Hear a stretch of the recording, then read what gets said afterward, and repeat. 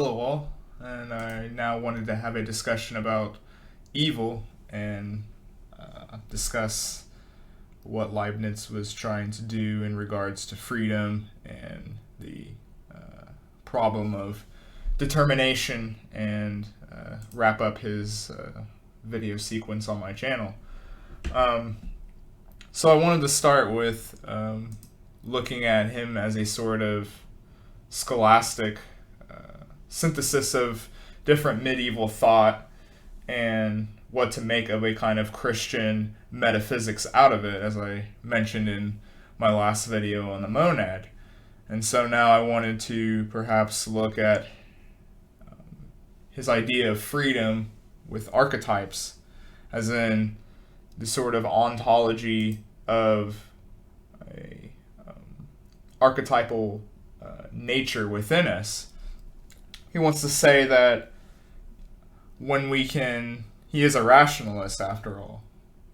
He's placed in that school of thought during his time with Descartes and Spinoza for a reason, of course.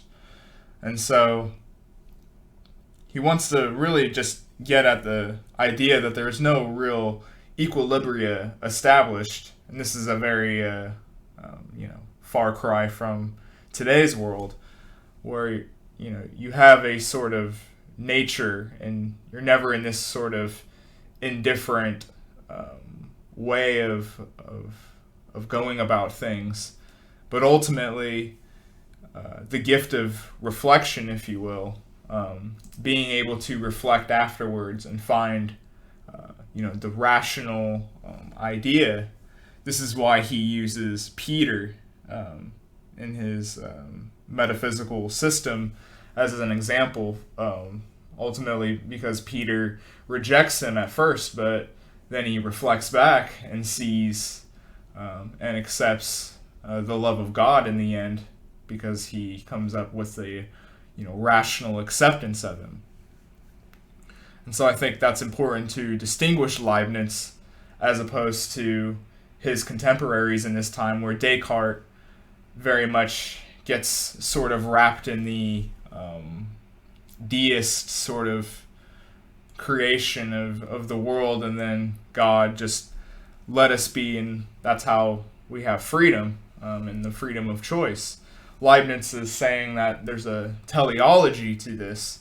God is constantly imparting his gift of existence, through the monad, if you will. And so out of that, he wants to get away from his other rational contemporaries who see, well, either God as in within nature in the Spinoza way of going about it, but really to get away from Descartes and the sort of deist, harking back even to antiquity thought and the sort of Epicurean critique of the indifference of gods towards the Greeks that was brought up by on the channel way back in the Hellenic video. So I think, and so it's important to draw that distinction, if you will, between the indeterminate and the change within a rationalist reflection that Leibniz would say that was always going to be in accordance to how God saw within our archetypes, if you will. And I think it's important to perhaps also look at, if we were to take the bird's eye picture, if you will, of all these different metaphysical systems through this century at this point. You have Leibniz off to the side, who tries to abridge all of these different problems together to get back to a sort of Christian metaphysics, while you have Descartes and his rationalist way of answering things, and then you have Hobbes and his idea of natural law. Ultimately, these all have a different sort of metaphysical system to get back towards a city of God in that sort of Augustine way of thought, where if we can, use these tools and gifts, whether it is through the logos and the gifts of it, or through the sort of cultural mandate with Francis Bacon, we ultimately see this sort of progress towards a better society in the end.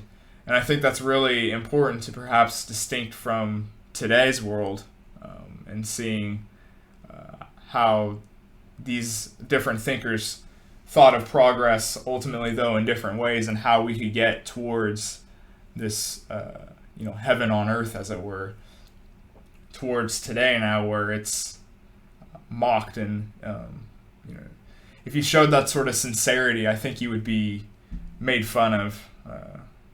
But I think that might be less so, perhaps in the future, hopefully, right? But anyway, I also wanted to perhaps talk now about and now I wanted to discuss his sort of compatibilism of trying to work together, how to still have this sort of determined human free will, but still have God's impartial presence within the system itself. And this is really what his work is trying to get at, is how he can synthesize both of how can he make work with both of these things happening at the same time.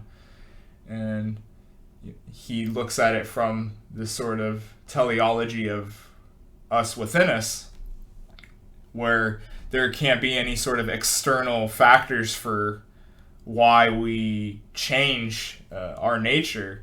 It has to eternally be within us, but in order for it to be eternally within us, this ultimately has to happen with regards to the teleology of God knowing the greater picture and knowing what sort of indictments and refutations that one must partake in to get to their sort of causal experience of what that their sort of archetype of truth in God's eyes.